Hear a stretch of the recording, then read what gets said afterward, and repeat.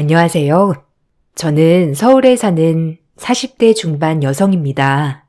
여기 나오는 사연들을 항상 읽으면서 제가 겪은 이야기도 들려드리면 좋겠다 생각만 하다가 드디어 실행에 옮기게 되네요. 저는 이른 나이에 남편을 만나 일찍 결혼을 하게 되었어요. 가정 형편이 좋지 않았던 저는 어렸을 때부터 하루라도 빨리 집에서 독립하고 싶은 마음이 가장 컸어요. 매일 돈 때문에 싸우는 부모님, 그리고 내가 아르바이트를 해서 학교를 다녀야 하는 삶이 지독하게 숨막혔거든요. 다행히도 그 시기에 제가 열중할 수 있는 게 공부뿐이 없었습니다. 죽어라 공부하고 죽어라 아르바이트하는 삶을 살아갔어요. 전 저의 인생을 바꾸고 싶었어요. 소외계층에서 벗어나 조금은 여유 있는 삶을 원했죠. 죽어라 공부한 덕에 전 법대에 입학했습니다. 하지만 법대에 입학하고도 아르바이트는 꾸준히 해야 했어요. 그리고 아르바이트를 하면서 지금의 남편을 만나게 되었어요. 저랑은 완전히 다른 삶을 살고 있는 남편은 저에게 너무 신세계 같은 느낌이었습니다. 처음으로 이 사람과 같이 있으면 집보다도 마음이 편한 생각이 들었을 정도였으니까요. 남편네 집은 대대로 외식 사업체를 운영하고 있었어요. 외식 사업이 잘 되자 프랜차이즈로 전향을 하면서 유명해졌죠. 그런 집의 둘째 아들이었네요. 전 거기 음식점에서 아르바이트를 하다가 남편을 만나게 되었고요. 남편 말로는 제가 참 삶이 고단해 보였다는군요. 그렇게 저희는 서로에게 빠져들어 연애를 했습니다. 처음엔 남편의 배경은 몰랐습니다. 단순히 음식점의 젊은 사장님인 줄 알았어요. 연애할 때까지 남편은 본인의 집 배경에 대해 저에게 말한 적이 없었거든요. 돈의 여유도 있고 하고 싶은 걸 다 하는 모습들이 생소하기도 하면서 자신감에 끌린 것 같아요. 남편은 제가 집에서 독립하고 싶어 하는 것을 알았어요. 그리고 저에게 결혼하자고 프로포즈를 하였죠. 프로포즈를 하고 남자친구의 집안 배경을 알게 되었을 때 거부를 하게 되었어요. 어차피 그런 집에선 절 보잘것없이 생각할 게 뻔하니까요. 단순히 저에겐 법대생이란 타이틀 말고는 없었거든요. 하지만 의외로 남자친구의 집에 인사를 하러 갔을 때 저에게 아주 좋은 모습들을 보여주었습니다. 덕분에 긴장됐던 마음이 녹았어요. 법대생이라고 했나? 그럼 졸업하면 검사 준비하는 건가? 아니면 학기 중에 패스할 건가? 궁금한 게 많네요. 아, 네, 안녕하세요. 여건만 되면 바로 사실 준비할 계획이고요. 그래도 학교를 다니기 위해 아르바이트를 병행하는 거고요. 아, 아르바이트 하면서 40패스 하는 게 쉽지는 않죠. 우리 아들은 결혼하고 싶어 하던데 진영이가 한 번도 그런 적이 없어서 궁금했어요. 어떤 아가씨인지. 청명해 보이고 좋네요. 잘 만나봐요, 우리 아들이랑. 그리고 좋은 결과 이뤘으면 좋겠네요.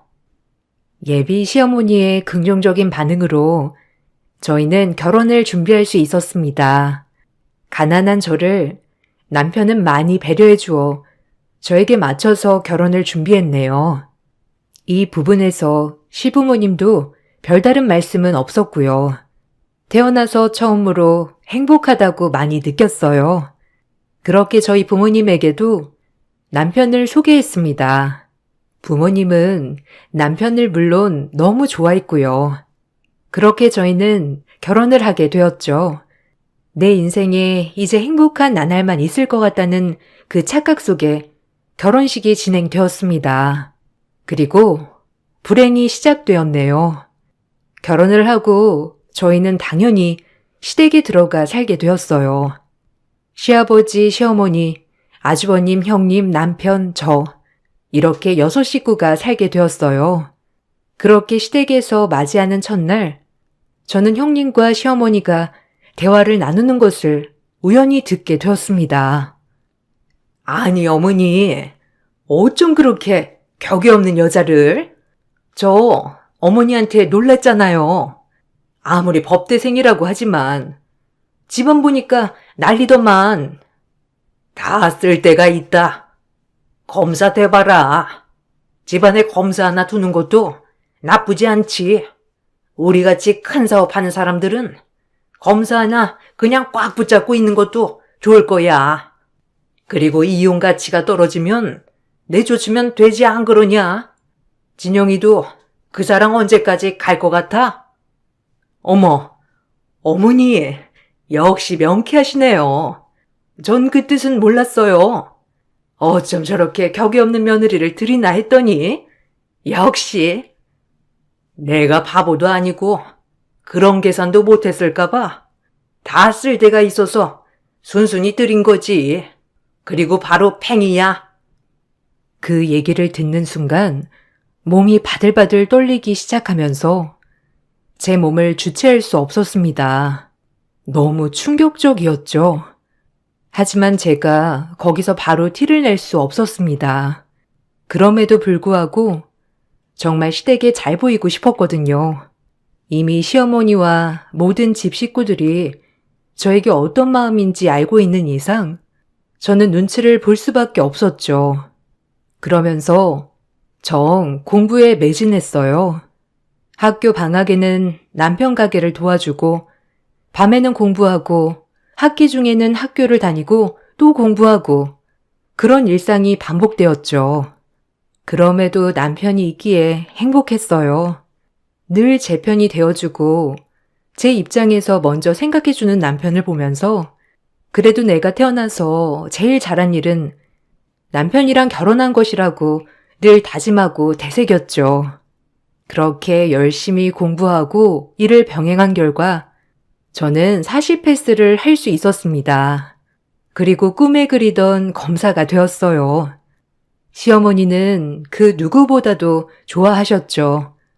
제가 법대생일 때는 아무에게도 저를 소개하지 않았지만 검사가 된 이후에는 우리 며느리라고 친구분들께도 소개해 주셨네요. 저도 학교 다닐 때와는 다르게 움츠러들지 않고 생활할 수 있었어요. 하지만 시어머님은 제가 검사라는 이유로 저에게 어려운 일을 많이 부탁하셨어요. 약간 회사를 운영하면서 아주 아슬아슬하게 법을 위반한다든지 하는 문제들도 제가 다 해결해 주길 바라셨어요. 어머님, 이건 제 힘으로 되지 않는 일이에요. 그리고 말단 검사가 힘이 뭐가 있겠어요. 그러지 않으셨으면 좋겠어요. 뭐야? 내가 그럼 널 며느리로 왜 얻었냐? 너 뭐 볼 게 있다고 내가 우리 진영이랑 결혼시켰겠어? 이런 거라도 네가 도와야지 안 그러냐? 그게 아니면 네가 어떻게 이 집에 시집 올 수 있었겠어? 이제 결혼했다고 배째라 이거냐? 아주 웃기는구나. 어머니, 그래도 그게 아니죠. 그래도 회사가 어느 정도 큰 만큼 떳떳하게 운영하시는 게 맞는 것 같네요. 제 의견은 그래요. 아주 이게 검사라고? 시애미를 무시하는 거야 뭐야? 가진 것도 쥐뿔없는 네가 공부한 것도 누구 덕분인데 우리 집에 충성해야지. 어머니, 제가 돈 벌어서 공부했어요. 이 집에 시집와서 한 번도 진영 씨 돈으로 공부해 본 적 없고 제가 식당 나가서 번 돈으로 학비 대고 시험 합격한 거예요. 오해하지 않으셨으면 좋겠어요. 그리고 오늘 어머님 부탁 못 들은 걸로 하겠습니다. 엄마, 그만 좀 해요. 윤정이가 이 집에 비서실장도 아니고 별걸 다 부탁해 진짜. 이럴 거면 저희 나가 살게요. 내 아들 누가 이렇게 만들었냐? 다 저거 잘못 만나서 그런 거지. 내가 내 발등을 찍었지. 가진 것도 없는 것 고분고분하기라도 할 줄 알았는데 내 오해였구나. 아주 여자 하나 잘못 들어와서 내 아들이 이렇게 나한테 바락바락 대들다니. 저것을 그냥? 시어머니가 저를 구박하면 할수록 남편과 시어머니는 사이가 악화되었어요. 그리고 시댁의 핍박 속에서 저는 임신을 했습니다. 우리에게 아이가 생겼어, 윤정아. 너무 설렌다. 딸일까, 아들일까? 난 너랑 꼭 닮은 딸이었으면 좋겠는데. 정말? 난 자기 닮은 아들이었으면 좋겠는데. 이제 아이도 태어나면 우리도 부모가 되니까 조금 더 성숙해지자. 요즘 회사 사정이 진짜 별로거든. 사정이 별로라기보다, 나중에 설명할게. 형이랑 좀 트러블이 많아서 힘들었는데, 너한테 이런 좋은 소식 들으니까 너무 힘이 난다. 진짜 고마워, 윤정아. 나 앞으로 더 열심히 살게. 좋은 아빠가 되어야지.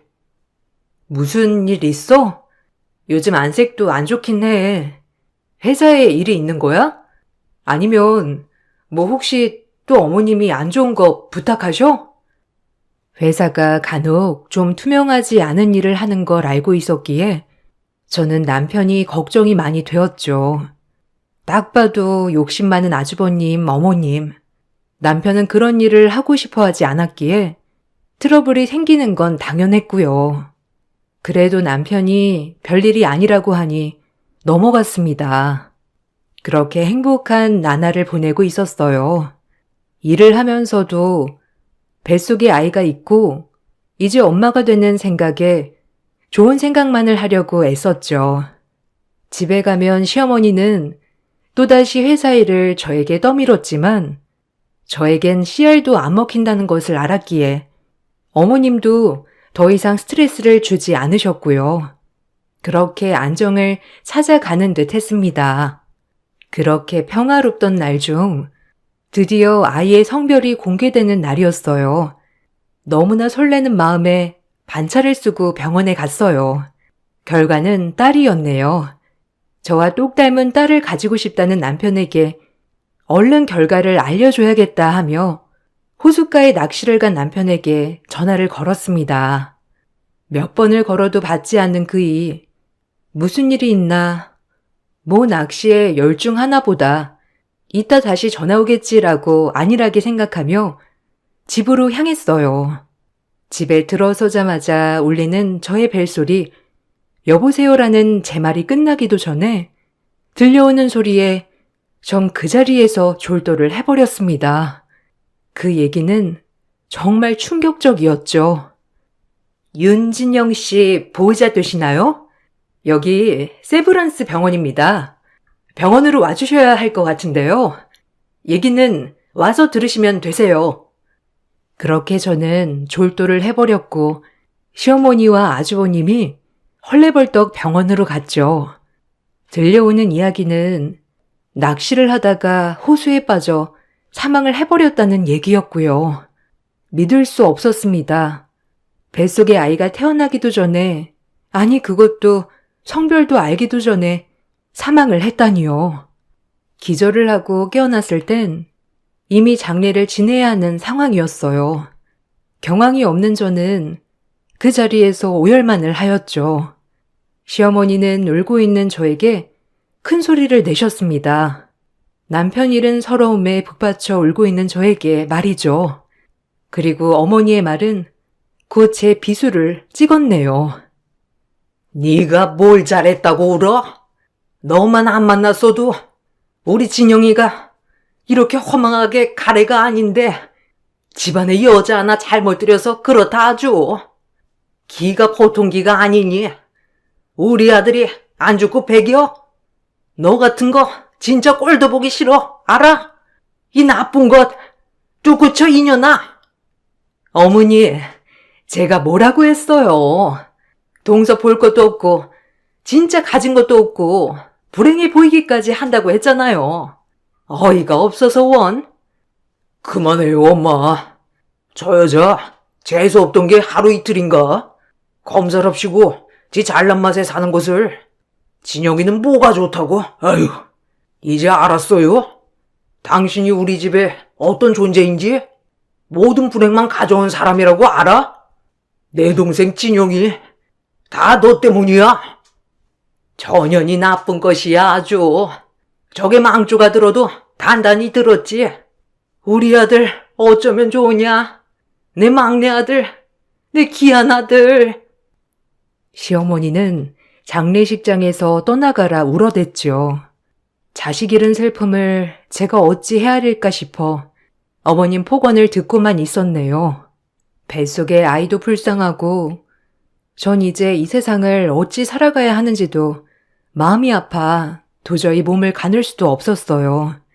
그렇게 장례식을 마치고 집으로 돌아와서 또다시 전 폭언을 들었습니다.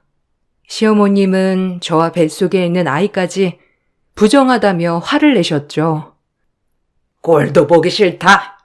너랑 네 뱃속에 있는 아가 우리 아들 잡아먹고 잘 살 줄 알아? 너네가 그러고도 무사할 줄 알아? 이 뻔뻔한 거사? 어머니, 아이가 무슨 죄가 있나요? 그렇게 말씀하지 마세요. 저도 진영 씨 없는 이 세상 두렵고 힘들어요, 네? 그만 좀 하세요. 닥쳐! 처음부터 널 이 집에 들이는 게 아니었어. 이 집에 해만 되는 것. 어디 너 같은 것이 우리 집에 발을 들여 천한 거사.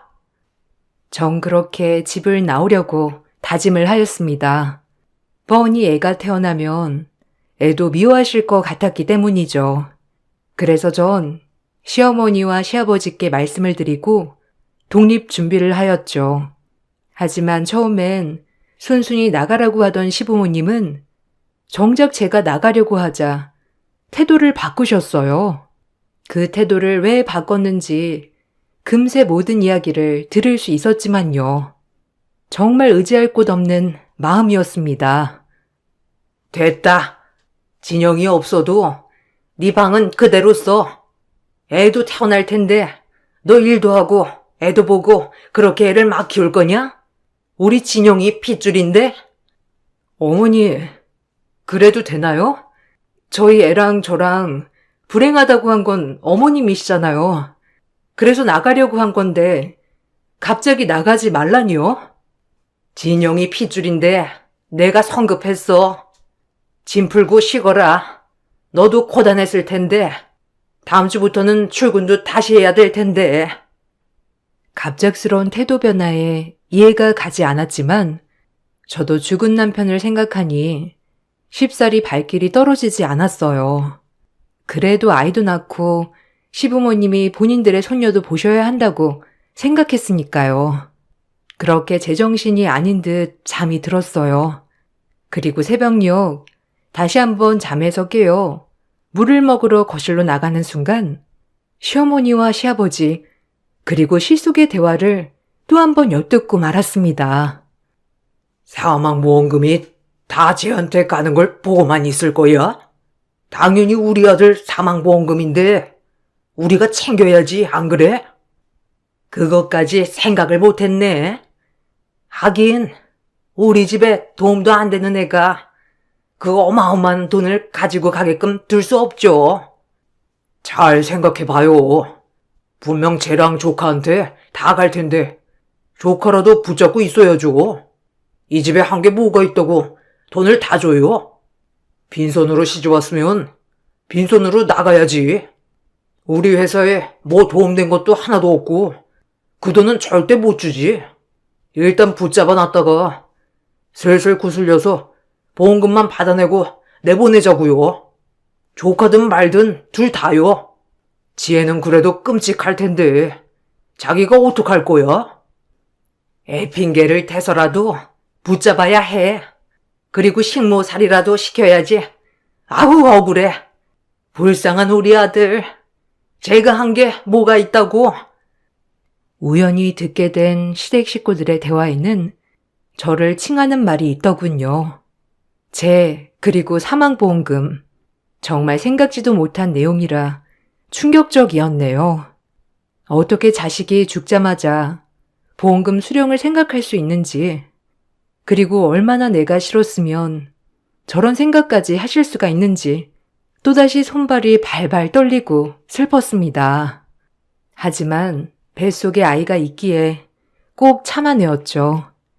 아이만 낳는다면 모든 것이 다 해결될 것이라고 느꼈어요. 피부치로 연결된 사이니까요.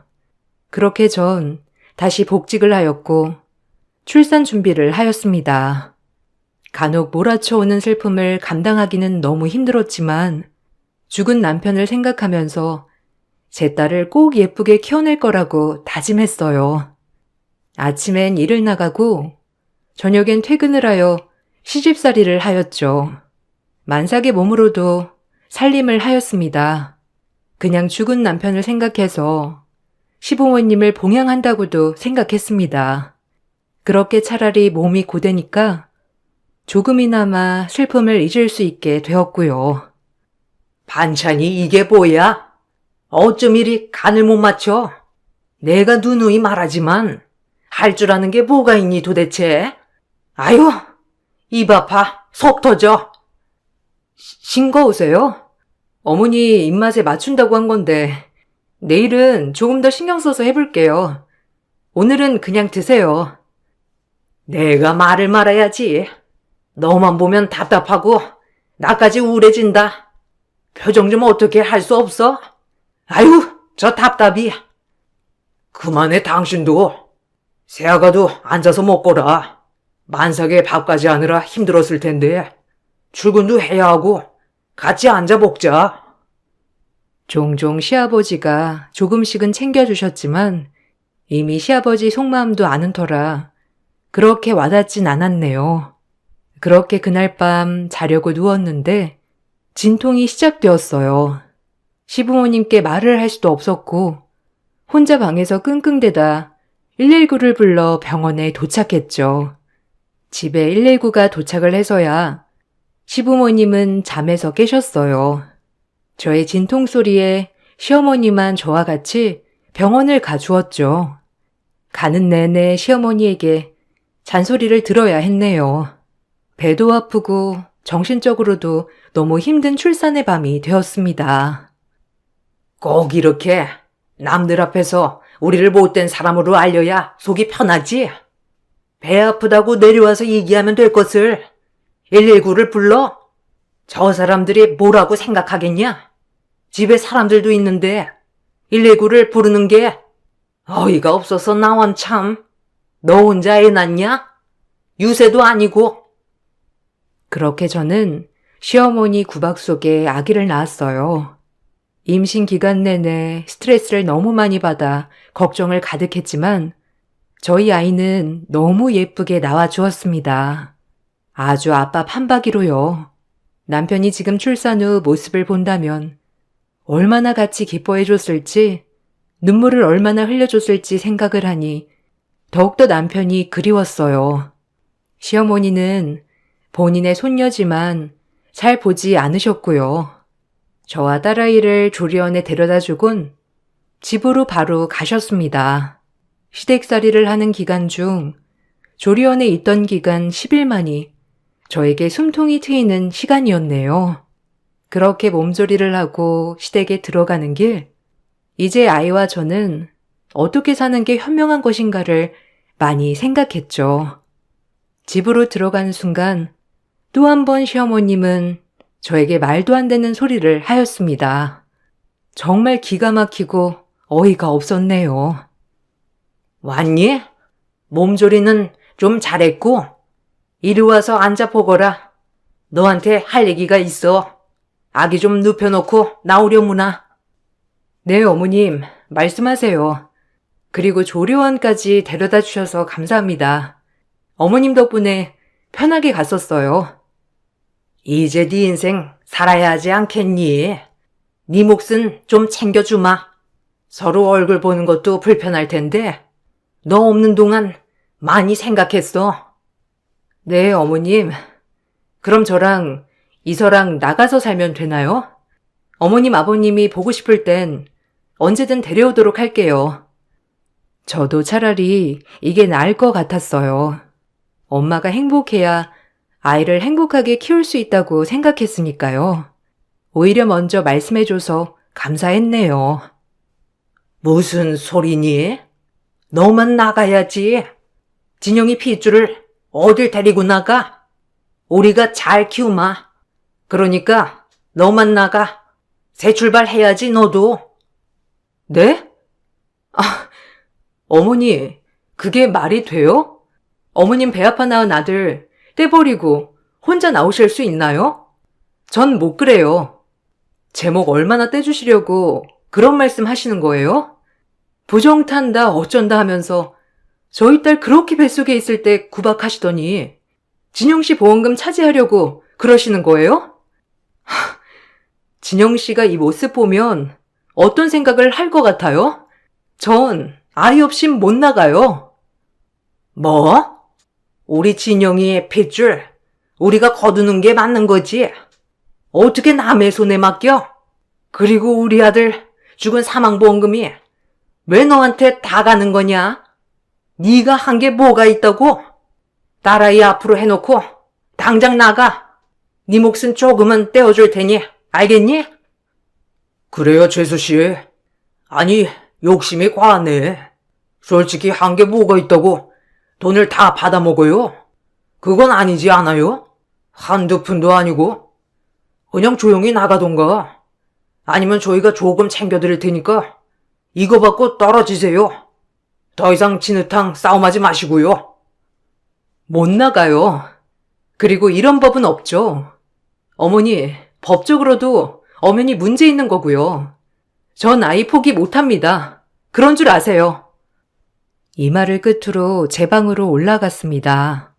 정말 제 인생은 어쩜 이리 거센지 남편 잃고 자식까지 뺏길 위험에 처하니까 정신이 번뜩 차려지더라고요.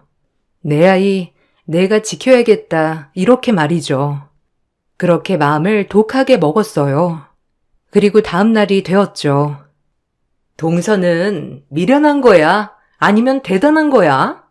어쩜 그렇게 눈치를 받아도 나갈 생각을 하지도 않는지. 돈 때문에 그래? 제가 뭘요? 당연히 제 딸은 제가 지켜야죠. 여기서 형님도 저 같으면 생떼 같은 자식 떼어놓고 살 수 있겠어요? 뭐? 아, 참나. 동서, 많이 변했다. 애 낳고 어떻게 됐나 봐. 참나. 아니면 빈몸으로 조카랑 나가던지. 여기서 이렇게 살고 싶어? 여러 사람 불편하게 뭐 한 건지 안 그래? 그냥 나가줘 조용히. 어차피 여기 집이랑 어울리지도 않는 사람이잖아, 동서는. 제가 왜요? 보기 싫은 사람이 나가세요. 전 제 아이 떼어놓고는 절대 못 나가요. 그리고 제목도 포기 못하죠. 안 그래요? 어머, 독한 거 봐. 이래서 없이 산 사람이 돈에 눈이 돌면 큰일 난다던데. 참 많이 변했다. 아니, 원래 그런 건가? 네. 절 이렇게 만든 게 여기 가족들이죠. 안 그래요? 제 생각 변함없어요. 그러니까 아무리 그래도 소용없다고요. 전 점점 독해져만 갔네요. 시어머니의 이년저년 소리도 아무렇지 않아졌고 형님의 비아냥대는 소리 따위도 말이죠. 그저 우리 딸을 어떻게 키워야 할지만 생각하기로 했습니다. 제가 이 집에 나가는 순간 딸아이는 무조건 데리고 나가지 말라는 시부모님. 그런 저는 법적 제지를 가하지 않는 이상 어쩔 수 없었거든요. 죽은 남편의 부모님한테 이렇게까지 하고 싶지도 않았고요. 그렇게 하루하루 핍박 속에 살았어요. 마침 육아휴직을 하고 있었기에 매번 집에서 시어머님의 눈총을 받아내었고요. 독한 것, 끈질긴 것, 이소 두고 나가라니까 어쩜 저리 뻔뻔하다니. 이제 내가 입이 아프다 아주. 네 불행이 우리 손녀한테 갈까봐 걱정이다 정말. 원래 딸은 어미 인생 닮은다는 말이 있는데 안 그러냐? 네 년이 화근이야. 불행을 달고 사는 년. 순간 너무 화가 났어요. 딸아이의 인생까지 운운하며 저에게 독한 말을 내뱉는 시어머니를 보니 더 이상 있을 수만은 없었어요. 그리고 전 그대로 뛰쳐나와 발길이 닿는 곳으로 달려나갔죠. 한참을 달리다 보니까 도착한 곳은 남편이 죽은 그 호숫가였네요. 그 호숫가 앞에서 얼마나 울었는지 남편도 원망스러웠어요. 왜 이렇게 저를 두고 먼저 갔는지. 마음 같아선 당장 그 강물에 뛰쳐 들어가고 싶은 심정, 딸아이의 얼굴을 생각하며 참고 또 참았습니다. 얼마나 울었을까요? 한참을 울고 정신을 차려보는데 호숫가에서 꿈틀꿈틀 무엇인가 한참 보니 웬 붕어 한 마리가 꿈틀대면서 얼굴을 내밀고 있었죠. 그리고 뻐끔뻐끔 그러다 그 근처를 맴도는 거였어요. 꼭 저를 위로해 주듯이. 한참 울다 그 붕어를 보며 멍을 때리는데 그 근처 흙더미에 USB 하나를 발견했습니다. 자세히 보니 죽은 남편이 항상 가지고 있던 USB였고요. 여기서 이걸 떨어뜨렸구나 하고 챙겼네요. 그리고 정신을 차리고 집으로 돌아와 남편의 USB를 보니 거기엔 어마어마한 것들이 숨겨져 있었습니다. 그것은 시댁의 사업체에 불법으로 납품하는 거래처와 횡령 금액 등이 상세하게 엑셀로 정리되어 있었네요. 이런 어마어마한 것을 숨기고 어떻게 살고 있었는지 대부분 아주버님이 저지르신 일이더군요. 남편은 그걸 하나하나 저장해 두고 있었고요. 아마 남편이 죽기 전 아주버님과 회사에 불만이 아주 많은 것 같았어요. 살아있을 때 지나가는 말로 가볍게 요즘 회사가 내 마음처럼 안 된다 이런 말을 자주 했었거든요. 이런 걸 저장해둔 남편을 보며 눈물이 났어요. 누구 하나한테 기댈 곳도 없이 혼자 이걸 숨기고 얼마나 괴로웠을지. 아마도 이걸로 나중에 법적으로 제지를 하려고 했던 모양이더군요. 홀로 외로이 싸움을 해왔을 남편을 생각하니 마음이 아팠고요. 시부모님의 사업체가 그리 투명하지 않은 것을 알고 있었지만 이렇게까지 불법들을 저지르고 있는 것을 보니 기가 막혔습니다. 그리고 이것을 검사로서 그냥 보고만 있는 것은 아니라는 판단이 섰고요. 그리고 전 판을 짜기 시작했습니다. 매일같이 딸을 가지고 협박하는 시부모님, 그리고 비꼬는 형님, 딸을 못 볼 수도 있다는 생각에 항상 초조하게 지내온 날들을 생각하며 복수의 칼날을 갈았습니다. 그리고 회사에 복직을 신청했어요. 그리고 딸을 데리고 독립할 준비를 했고요. 일하는 법원 근처에 작은 아파트를 하나 분양받고 딸과의 새 출발 준비를 했어요. 이렇게 쉬웠던 일을 마음 먹기까지 쉽진 않았지만 무엇이든 맞서 싸우겠다 생각하고 각오했네요. 그리고 복직 후 시부모님 회사에 소장을 전달했습니다. 시부모님은 난리가 나셨고 찾아오셔서 저에게 입에 담지도 못할 욕을 하며 또다시 딸아이로 협박을 하기 시작했죠. 익숙했습니다. 다 각오를 했거든요. 내가 너 이럴 줄 알았다. 언제든 우리 뒤통수 칠 생각만 했지 니녀는? 너 내가 가만둘 줄 알아? 검사라고 데려와서 집에 도움될 것 같아 오냐오냐 했더니 집에 도움은 안 돼. 제 남편도 잡아먹어. 이제 우리한테 칼을 꽂아? 네가 그러고도 인간이야? 말씀은 바로 하셔야죠, 어머님. 모욕죄로 콩밥 드시고 싶지 않으면 이쯤 그만하세요. 그리고 이제 이서 가지고 협박도 그만하시고요. 정당히 경찰 조사 받으세요. 그게 제가 드릴 수 있는 선물이네요. 더 이상 꼼수 쓰지 마시고요. 그리고 이서 문제는 법으로 해결할게요. 얼마가 걸리든 싸울 거네요. 이제 더 이상 안 당해요. 애초부터 진영 씨 사망보험금 때문에 발 묶어두신 거 알고도 참은 거예요. 그리고 이서 자꾸 데려가려고 하신 것도 돈 때문인 거 다 알고요. 어머니, 진영 씨가 보면 어떻겠어요? 안 그래요? 정신 차리세요. 이 미친 것이 나를 가르치네. 가방끈 좀 길면 다냐? 내가 검사한테 덕 보려다 검사한테 뒤통수를 맞을 줄이야. 아주 못된 것. 아니, 동서, 제정신이야? 감히 우리 집을 상대로 지금 뭐 하겠다는 거야? 이제 남이라 이거야? 너, 내가 알아봤어. 그 입 좀 닫으세요. 아주버님 깜빵 보내기 싫으면 다 아주버님이 이렇게 저지른 거 알고 있어요. 알아요? 그리고 어머님한테 제대로 설명해 주실래요? 지금은 저한테 욕할 게 아니라 빌어야 할 때라고? 있어가지고 협박 그만하시고요. 돈에 눈먼 인간들 같으니라고. 뭐? 너 누구한테 지금 이래라 저래라야? 너 내가 오늘 가만두나 봐. 어디 잘난 척이야 지금? 천한 것이? 형님은 그 말이 끝나고 뺨을 날렸네요. 어이가 없던 순간도 잠시 저도 똑같이 뺨을 때렸습니다. 그리고 서류 더미를 얼굴에 날려버렸죠. 그리고 소리치는 시어머니와 형님을 뒤로 한 채 제 일하는 사무실로 들어왔어요.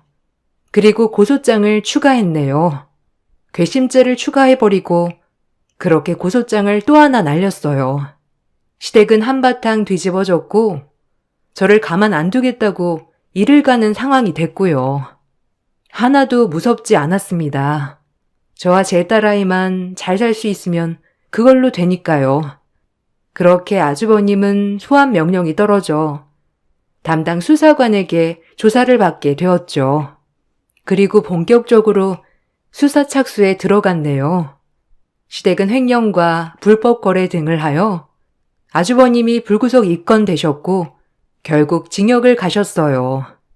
그리고 엄청난 벌금을 물게 되었죠.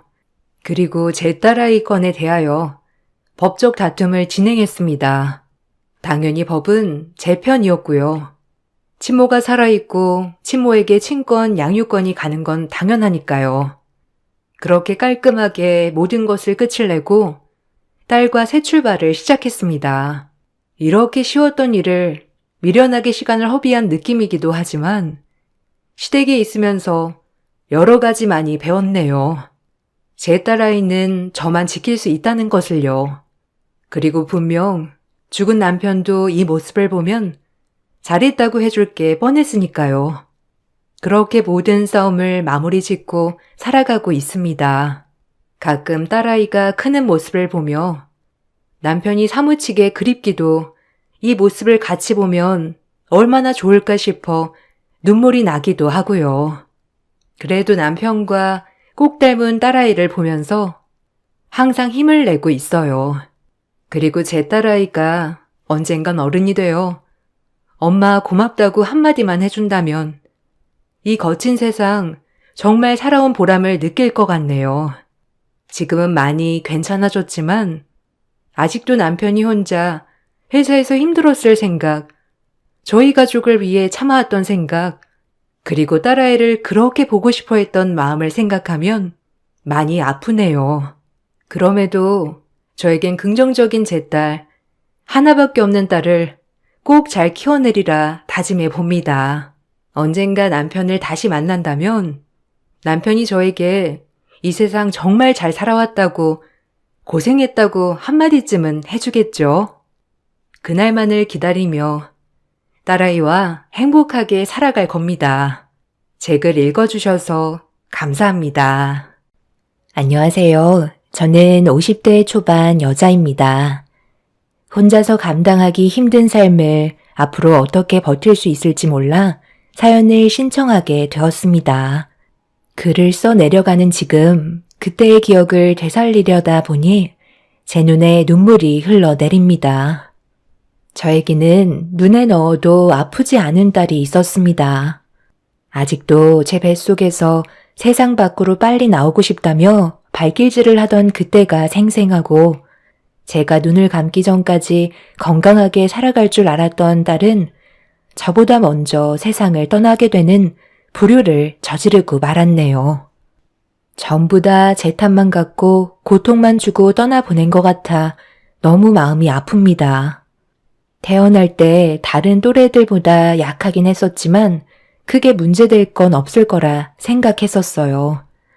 그래도 항상 잘 먹고 잘 지내왔었기 때문에 병이 찾아올 줄 꿈에도 몰랐죠.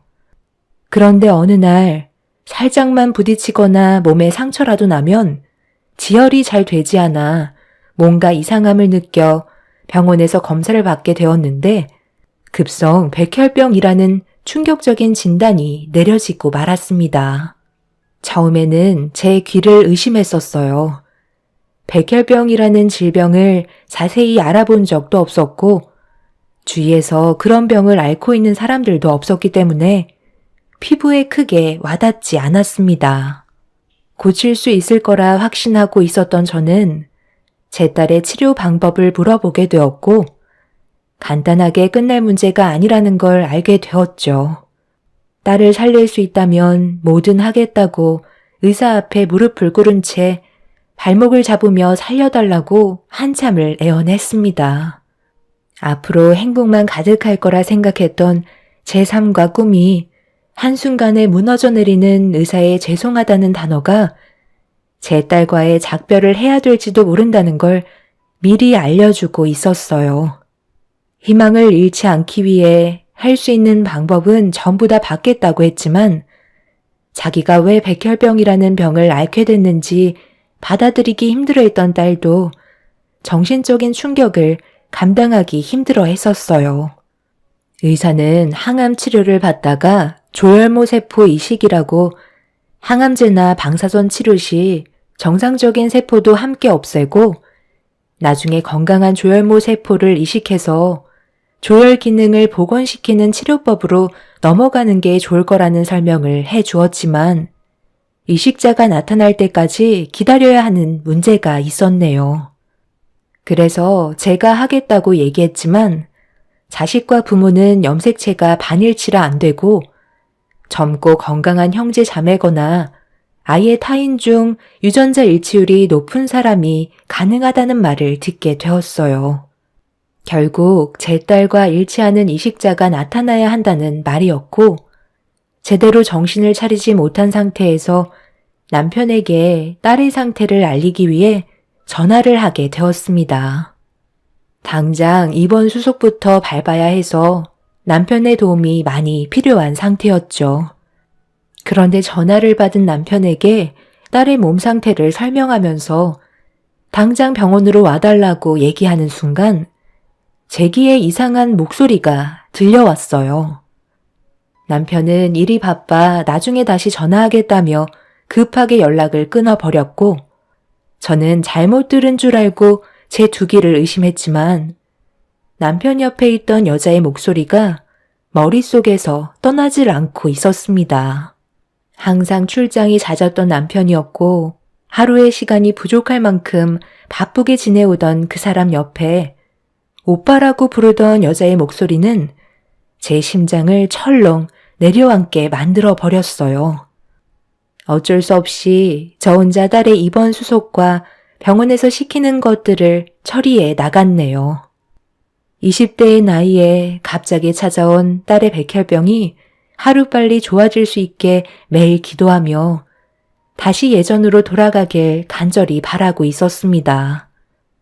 남편은 병원 주소를 알려달라는 문자 한 통을 보냈고 병원 주소를 적어 보내면서 최대한 빠른 시일 내에 병원에 오길 부탁했어요.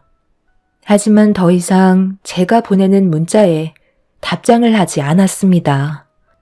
그렇게 며칠의 시간이 지난 뒤에야 찾아온 남편이 병실 문을 열며 고개를 내미는데 저는 그 모습을 보곤 화가 머리끝까지 차올라 남편을 병실로 들어오지 못하게 몸을 밀치며 밖으로 내보냈습니다. 당신 뭐 하는 사람이야? 지금 얼마나 심각한 상황인지 몰라? 다른 것도 아니고 서연이가 아프다는데 이제야 오는 게 말이 돼? 나도 하루빨리 오고 싶었다고. 그런데 일이 바쁜 걸 어떡해? 당신이 말하지 않아도 나 또한 서연이를 걱정하고 있었다고. 지금 일이 중요한 거야? 그렇게 해서 도대체 얻는 게 뭔데? 돈을 벌려는 목적이 우리 가족 행복하게 살기 위해 버는 거 아니야? 그런데 지금 우리 삶을 봐봐. 당신은 뭐가 중요한지 전혀 모르고 있잖아. 서연이가 급성 백혈병으로 이식을 받지 못하면 세상을 떠날지도 모른다는데 일이 손에 잡히디? 혹시 당신 다른 여자 생겼어? 옆에서 당신한테 온갖 애교 떨며 오빠라고 불렀던 그 여자 누구야? 그런 여자한테 한눈 팔려서 당신 딸을 나 몰라라 하면 마음이 편해? 서연이는 당신이 그래도 아빠라고 언제 오냐며 보고 싶어서 목소리라도 들어보려 하는데 전화는 받지도 않고 나중엔 귀찮은지 아예 전화를 꺼나 버리더라. 일이 바쁘다 보면 그럴 수도 있는 거지. 뭘 그거 가지고 그래? 그리고 내가 뭐라고 그랬어? 업무 중에는 전화하지 말라고 했잖아. 옆에 끼고 있던 여자와 업무 중이었니? 당신은 서연이 얼굴 볼 자격도 없으니까 병실에 들어갈 생각도 하지 마. 집안의 가장인 남편의 잘못된 행동들이 너무 실망스럽게 다가왔어요. 남편은 깊은 잠에 빠져있는 딸 얼굴을 보겠다며 병실 문을 강제로 열라고 하길래 그동안 살아오면서 제일 큰 실망을 안겨준 남편의 뺨에 손을 올려붙이고 말았습니다. 그제서야 행동을 멈춘 남편은 저를 보며 당황했는지 나중에 다시 오겠다며 병원을 나갔고 참아왔던 눈물은 결국 터지고 말았습니다. 언제나 가정이 우선이었던 남편이 변하고 있다는 걸 느끼곤 있었지만 걱정되는 마음에 물어보면 일이 바쁘다 보니 그런 거라며 신경 쓰지 말라고 했던 그런 말들이 전부 다 거짓이었다는 걸 알 수 있었습니다. 남편의 얼굴에 뺨을 올려붙였을 때 몸에서 풍기는 다른 여자의 향수 냄새가 온몸에 진동을 하고 있었어요. 그리고 저를 바라보는 눈빛과 아픈 딸의 얼굴을 보러 온 행동들은 어쩔 수 없이 움직이고 있다는 걸 여자의 촉으로 확실히 느낄 수 있었죠. 그런 남편에게 바로 이혼하자는 말을 할 수 없었던 이유는 앞으로 딸에게 얼마나 많은 병원비가 들어갈지 몰라 뭐든지 신중하게 결정해야 했습니다. 그날 이후 남편은 또다시 며칠 뒤 낮에 병원을 다시 한번 방문하게 되었고 아빠를 목 빠지게 기다리고 있었던 딸은 밝은 얼굴을 하며 반겨주고 있었습니다. 딸의 얼굴을 처음 본 남편은 급격하게 변해버린 모습에 상당한 충격을 받은 듯 보였어요. 딸은 그동안 하고 싶은 말이 많았는지 쉬지 않고 말을 하고 있는데 남편은 계속해서 시간만 바라보고 있었습니다. 아픈 자기 딸의 말에 집중을 하지 않고 딴 생각을 하길래 뭐 하는 거냐며 눈치를 주면서 툭툭 치니까 갑자기 자리에서 일어나 회사에 급한 볼일이 있다면서 나중에 다시 오겠다는 말을 하길래 시간 조절하고 온 거 아니냐고 물어보니 남편은 그런 제 말을 무시한 채 병실을 뛰쳐나갔습니다. 딸에게 나중에 다시 오겠다는 말도 하지 않고 무작정 뛰쳐나간 남편을 붙잡으면서 뭐가 문제냐고 화를 내자 남편의 입에서 충격적인 말을 듣게 되었고 더 이상 그 사람은 저희 집안의 가장이 아니었네요. 갑자기 이게 뭐 하는 거야? 지금 서연이가 당신이 와서 좋아하는 거 안 보여? 그런데 아무 말도 없이 무작정 밖으로 나오면 어쩌자는 거야? 당신은 왜 나랑 서연이를 생각하지 않고 혼자 하고 싶은 대로 막 나가는 건데? 백혈병에 걸린 서연이를 보고 있는데 앞으로 내가 어떤 삶을 살게 될지 눈에 훤히 보이는데 그걸 알면서도 앉아있는 내 모습을 보니 너무 한심하게 느껴지더라고. 이런 시간들이 너무 아깝게 느껴지면서 이곳에 더 이상 있고 싶지가 않았어. 더 이상 이렇게 사는 건 내 시간을 버리는 거고 앞으로 2번 다시 병원에 오고 싶지가 않아. 그냥 우리 이혼하고 각자 갈 길 가자. 뭐라고? 당신 눈에는 서연이가 아파하는 모습을 뻔히 봤으면서 지금 이 상황에 이혼하자는 말이 나와? 서연이는 자기 아빠 왔다고 들떠 있었는데 그런 딸에게 상처를 준 것도 모자라 2번 다시 병원에도 찾아오지 않겠다는 거야? 힘들게 땀 흘려 벌어모은 돈들 치료비에 다 탕진하게 생겼는데 내가 왜 그 길을 선택해야 하는 거지? 앞으로 나에게 주어진 인생의 시간에서 벌써 절반이 흘러갔어. 나도 살아봤자 얼마나 살겠어? 앞으로 무슨 병이 걸릴지도 모르는데 서연이 병수발 들려고 힘들게 벌어모은 돈 다 털어서 치료비 갖다 바치다. 나중엔 서연이 기증자도 나타나지 않아서 결국 세상 떠나게 되면 나는 낙동강 오리알 신세 되는 거 아니야? 눈앞에 보이는 일들을 굳이 걸어갈 필요 없는 거잖아. 그래서 저렇게 아파하는 당신 자식을 더 이상 돌봐주지 않겠다는 거야? 그래도 아빠라고 해맑게 웃어 보이는 당신 딸한테 그런 상처를 줘야만 속이 편하겠어? 정말 세상 떠나면 2발 뻗고 잘 살 수 있을 것 같아? 한 번 꾸린 가정 어떻게든 지켜내야 되는 거 아니냐고. 저번에 내가 전화했을 때 옆에 붙어있던 그 여자 때문이지? 그래서 나랑 서연이를 버리려는 거 아니야. 이런 우울한 삶을 살고 싶지 않아서 이제 그만하겠다는 거잖아. 그 여자한테 간다고 해서 평생 행복하게 살아갈 수 있을 것 같아? 당신이 서연이랑 나한테 준 상처 절대 잊지 않을 거야. 죽을 때까지 기억하고 있을 거고, 만약 서연이가 당신 때문에 세상을 떠나게 된다면 그땐 내가 당신을 용서하지 않을 거야. 오늘 이 시간 이후로 2번 다시 내 앞에 나타나지 마. 확실하게 이혼하고 그에 따른 위자료 청구할 테니까 최대한 빠른 시일 내에 정리해줘. 그렇게 해주면 나야 좋지. 내가 원하는 답이 그거였어. 당신이 배 아파 낳은 자식이니까 앞으로 알아서 잘해봐. 나는 이런 지긋지긋한 인생 더 이상 살고 싶지가 않다.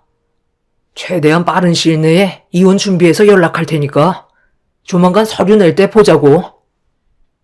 남편은 제 입에서 이혼하자는 말이 나오길 기다렸다는 듯 최대한 빨리 준비하겠다는 말에 너무 어이가 없었어요.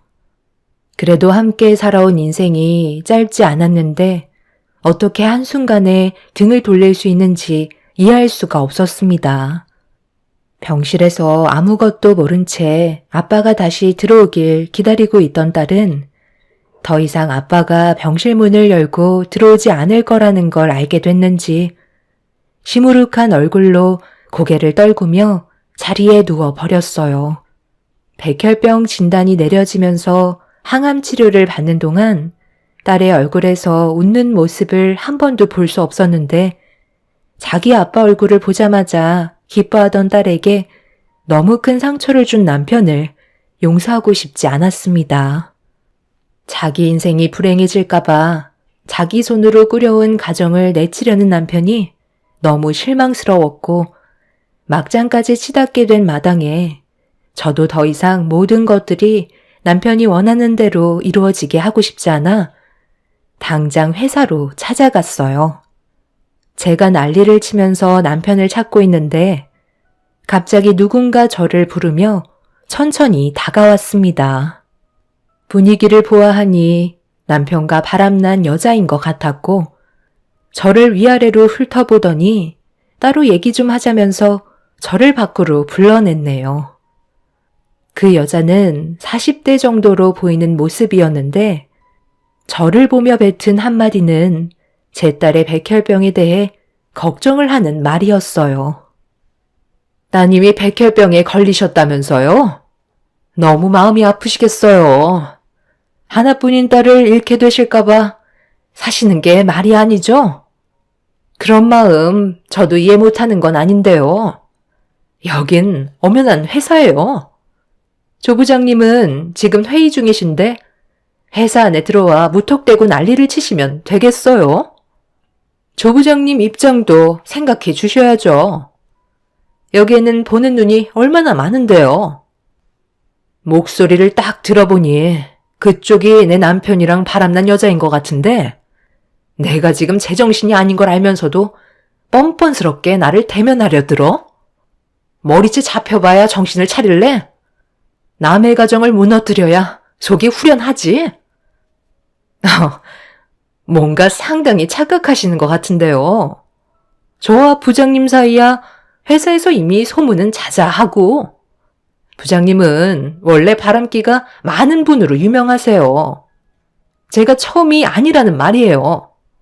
신입 킬러라고 해서 부장님 손을 안 거친 여직원이 없을 정도로 알아주는 분이시라니까요. 그동안 이런 걸 모르고 계셨다는 게 상당히 눈치가 없으신 거죠. 여기에 뭘 얻으시려고 찾아오셨는지 모르겠지만 아무리 난리를 쳐봤자 달라질 건 없다는 거예요. 그쪽만 경찰에 잡혀가는 안 좋은 모습만 보이게 된다니까요. 그래서 그 사람이랑 바람 피운 주제에 이렇게 당당한 거야? 그쪽이 첫 여자가 아니라는 거지? 이거 잘 됐네. 이참에 그이랑 바람난 여자들 싹 다 고소해서 위자료 받아낼 테니까 너도 딱 기다리고 있어. 내가 아주 쑥대밭으로 만들 거야. 혼자서 뭘 어떻게 하시게요? 증거라도 있으세요? 혼자서 회사를 상대로 소송을 걸겠다는 것과 똑같은 건데 이기실 수 있으실 거라 생각하세요? 이럴 시간에 그냥 조용히 돌아가셔서 따님 병수발이나 하세요. 이러니 부장님이 당연히 바람을 피우죠. 내연녀와 대화를 나누면서 알게 된 또 다른 사실에 충격을 받았고, 제 앞에 있던 여자가 남편의 첫 바람 상대가 아니라는 걸 알게 된 순간 엄청난 배신감이 몰려오고 말았습니다. 뭘 잘했다고 제 앞에서 큰 소리 치고 있는 내연녀의 입에서 나온 말들을 더 이상 듣고 싶지 않았고, 당장 그 사람을 불러내라며 내연녀의 주둥이를 잡아챈 뒤 좌우로 세차게 흔들어 버렸습니다. 결국 저희는 몸싸움으로까지 번지고 말았는데, 이 소식을 들은 남편이 급하게 저와 내연녀가 있는 곳으로 달려오더라고요. 어느 정도 예상은 했었지만 남편이 저를 보자마자 내연녀 앞에서 제 얼굴에 손을 올려붙이는 행동은 제 마음을 나락으로 떨어뜨리고 말았습니다. 저도 이판사판이라 남편을 가만두고 싶지 않았고, 서연이를 살려내라며 당장 병원비를 토해내라고 회사가 떠나갈 정도로 화를 내게 되었네요. 하지만 남편은 눈 하나 깜빡하지 않고 경비원들을 불러 저를 회사 밖으로 내쫓아 버렸습니다.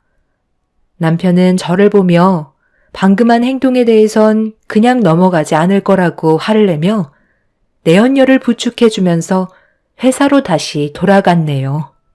경비들에게 막혀 들어가지 못한 저는 결국 그 자리에서 오열을 하고 말았어요. 사람은 겉모습만 보고 판단하면 안 된다고, 그동안 저를 속이며 많은 여자들과 바람을 피웠다는 사실들이 저에겐 너무 큰 충격으로 다가왔고, 어디서부터 잘못된 건지 알 수 없었습니다. 아무것도 얻지 못한 채 병원으로 돌아왔는데 병실 문을 열려는 순간 갑자기 별이 번쩍이면서 한쪽 뺨에 얼얼함을 느끼고 말았습니다. 순간적으로 멍해지면서 휘청거리고 있는데 또다시 번쩍이면서 반대편 뺨에도 얼얼해짐을 느끼게 되었네요. 네가 감히 내 아들 회사로 찾아가서 난리를 쳤다며? 거기가 어떤 곳인 줄 알고 너까지 게 지금 거길 간 거야? 이런 문제를 왜 밖에서 떠들고 다니냐는 거야? 너는 생각이 없는 거니? 보자 하니까 이제 아주 막 나가기로 작정한 거야? 어머님, 제가 뭘 잘못한 거죠? 서연 아빠는 지금 다른 여자와 바람을 피우고 있었다고요. 그런데 제가 맞을 짓을 한 건가요? 어머님도 서연이 몸 상태가 어떤지 잘 알고 계시잖아요. 얼마나 안 좋은 상황인지 뻔히 알면서 자기 자식보다 지금 만나고 있는 내연녀에게 돈을 쓰겠다는데 화가 안 나겠어요? 저 혼자 서연이 낳은 것도 아닌데 왜 모든 짐을 제가 져야 하는 거죠? 그런 게 너무 억울해서 찾아간 건데 제가 한 행동이 그렇게 잘못된 거예요? 어머님한테 왜 뺨을 허용해야 하는 건지 전혀 이해할 수 없는데요. 그리고 지금 제가 제정신으로 보이세요? 서연이는 백혈병 때문에 앞으로의 생사가 어떻게 될지도 모르는 상황인데 그이는 지금 바람을 피우고 있고 이혼까지 하겠다고 자기가 이끌어온 가정을 포기하겠다는 말을 꺼냈는데 제가 제정신이겠어요? 원래 남자들은 밖에서 돌아다니고 이 여자 저 여자 만나면서 기분 전환 시키고 스트레스 풀어야 집안에 오래 머물 수 있는 거야. 여자랑 남자는 엄연히 다르다고. 알면서도 모른 척하고 지나갔으면 이런 심각한 상황까지 왔겠어? 이렇게까지 만든 건 전부 다 너 탓이니까 현실을 받아들이고 이제 그만해라. 한 번만 더 내 아들 인생 앞날을 가로막는 날엔 절대 가만두지 않을 거야. 저도 더 이상 미련 없어요. 그런데 어머님이 제 얼굴에 손을 댄 건 저도 가만히 있을 수 없을 것 같네요. 그 일을 잘못 키운 벌 받으셔야죠. 제 양뺨에 손을 올려붙인 시모에게 받았던 만큼 돌려드렸고 이성을 잃어버린 모습으로 정신 나간 여자처럼 행동하는 모습을 보이자 시모는 제가 그렇게까지 나올 거라고 전혀 예상하지 못했는지 양뺨을 어루만지며 급하게 도망치셨네요. 순식간에 일어난 일이라 다리에 힘이 풀려 주저앉은 채 한참 동안 멍하니 바닥만 바라보고 있었어요. 왜 안 좋은 일은 한꺼번에 몰려오는 건지 이런 상황들이 너무 싫게만 느껴졌습니다. 딸은 날이 가면 갈수록 점점 더 몸 상태가 안 좋아졌고 더 이상 남편이 병원에 찾아오지 않자 딸은 우울한 모습을 보여주고 있었어요. 어느 정도 대충 상황을 알고 있던 딸은 저 몰래 남편에게 전화를 걸었지만 역시나 받지 않았고 그렇게 몇 달 뒤 갑자기 딸의 몸에 이상 반응이 나타나기 시작했는데 항암 치료 부작용으로 인해 심장 발작 증세가 나타났고 긴급 조치로 겨우 위기를 모면했지만 다시 한번 또다시 같은 증상이 반복이 된다면 그땐 장담할 수 없을 것 같다는 의사의 진단을 받고 말았습니다. 심장 발작을 일으킨 뒤 딸은 눈을 뜨지 못한 채 겨우 버티고 있었고 위태로운 상태에서 제가 할 수 있는 건 아무것도 없었어요. 그저 제발 살아달라고 딸의 손을 잡고 제 목소리는 들을 수 있을 거라는 확신을 가지며 쉬지 않고 옆에서 말을 붙여왔습니다.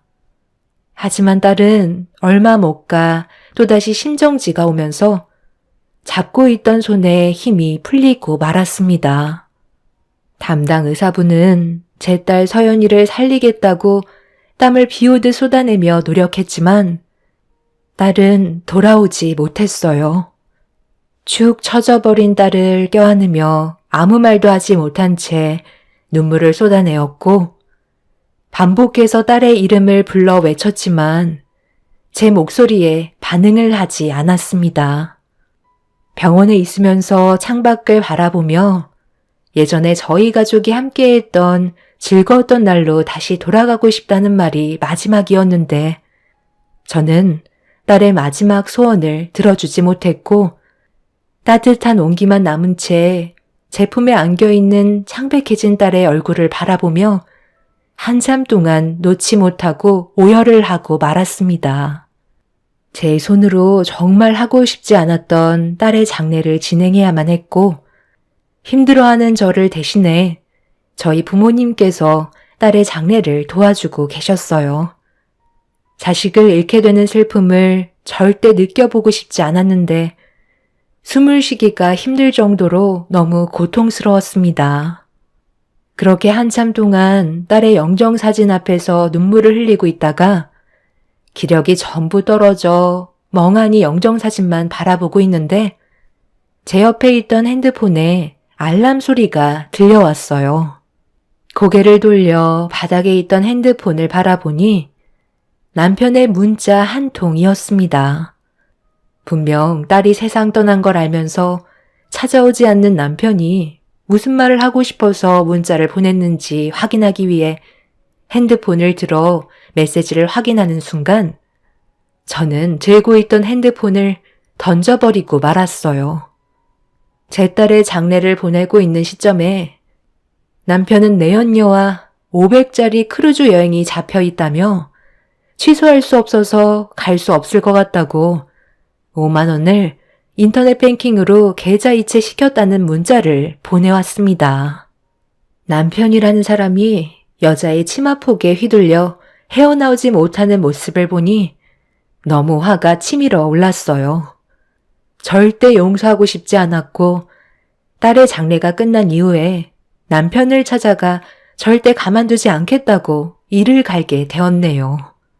그렇게 딸의 장례를 힘겹게 끝낸 뒤 병원에서 생활할 때 딸이 쓰던 유품을 미처 정리를 하지 못했던 저는 집에 돌아와 가방에 있던 물건들을 꺼내놓고 있었는데 가방에 편지 봉투 하나가 있었고 처음 보는 물건이라 안에 있던 내용물을 꺼내 펼쳐보는 순간 저는 남편에게 전화를 걸었어요.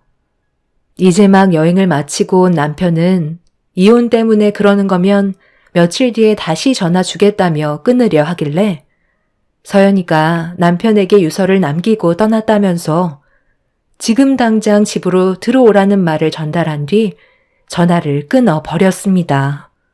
그렇게 몇 시간 뒤에 남편은 현관문 비밀번호를 누르며 집 안으로 들어왔고 그 뒤로 내연녀가 같이 따라 들어왔네요. 마침 잘 됐네. 저 여자한테도 할 말이 정말 많았거든. 크루즈 여행은 즐거웠나 봐. 얼굴에 생기가 가득하네. 당신이랑 쓸데없는 말 하려고 온 거 아니니까. 서연이가 쓴 유서나 줘봐.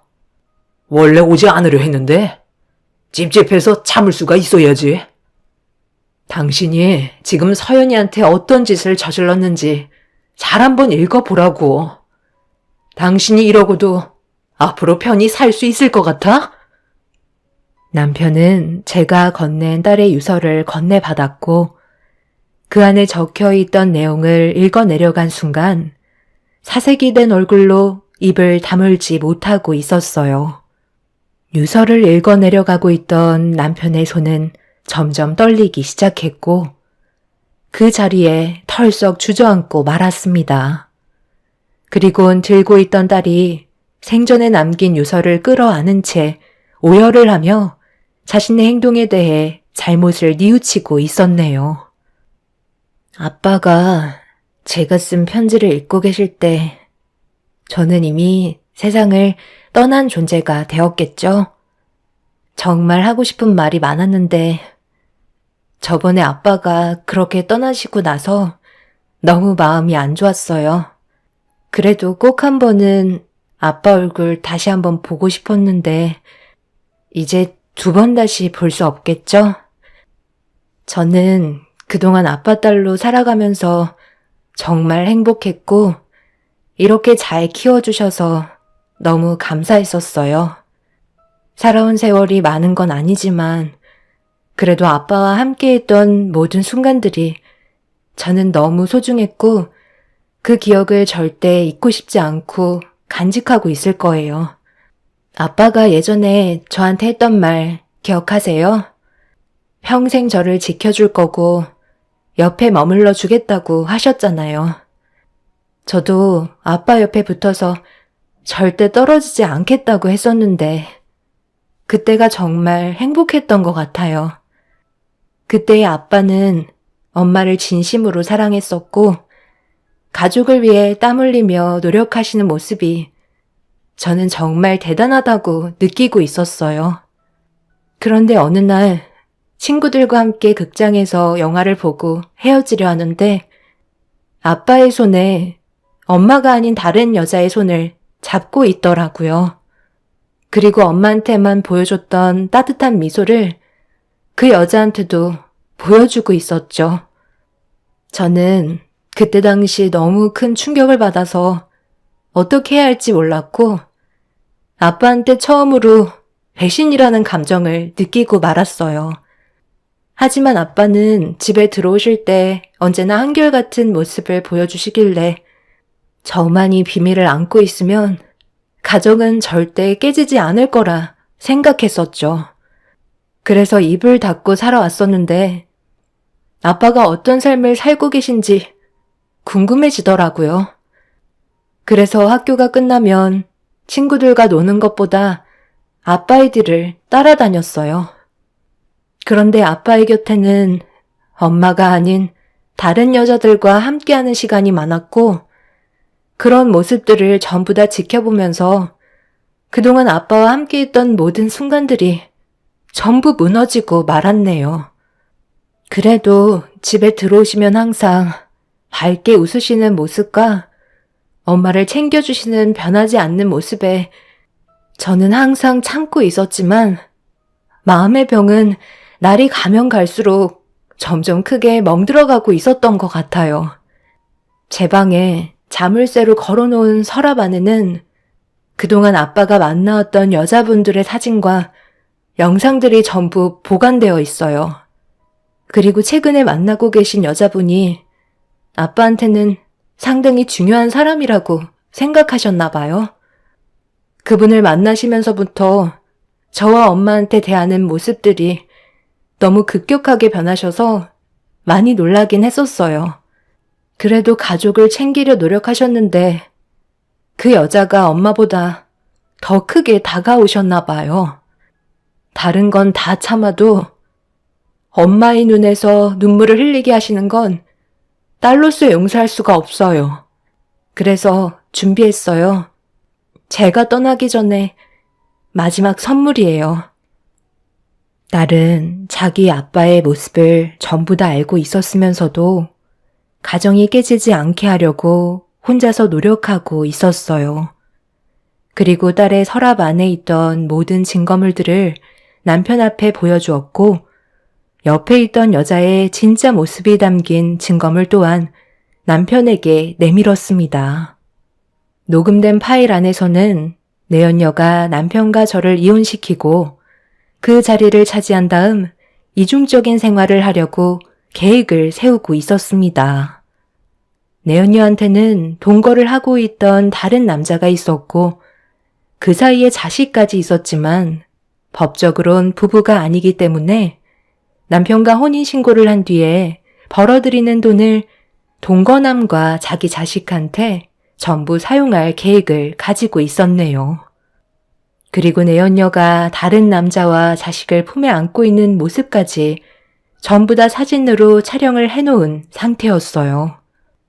딸은 남편에게 절대 저를 버리지 말아달라는 마지막 부탁을 끝으로 유서를 마무리 지었네요. 남편은 그동안 딸이 조사했던 모든 증거물들을 보고 오열을 했고 옆에 있던 내연녀는 온몸을 떨며 도망치려 했지만 남편은 이성을 잃어버린 채 내연녀의 머리채를 잡은 뒤 난리를 치고 말았습니다. 그날 이후 남편은 자신의 잘못을 인정하고 저에게 용서를 구했지만 저는 딸의 마지막 말을 들어줄 수가 없었어요. 결국 저는 이혼을 선택했고 남편은 지금까지 제 마음을 다시 잡으려고 매일 찾아와 용서를 구하고 있습니다. 지금 현재 사진에 담겨있던 모든 내연녀들에게 상간녀 소송을 끝낸 상태이고 법적인 처벌만을 기다리고 있는 중이네요. 저와 딸에게 상처를 준 그 사람들을 절대 용서하고 싶지 않아요. 남편과 마지막으로 만난 내연녀는 회사에서 퇴사 처리가 되었고 남편도 회사에서 해고를 당하고 말았네요. 앞으로 2번 다시 얼굴 볼 일 없었으면 좋겠어요.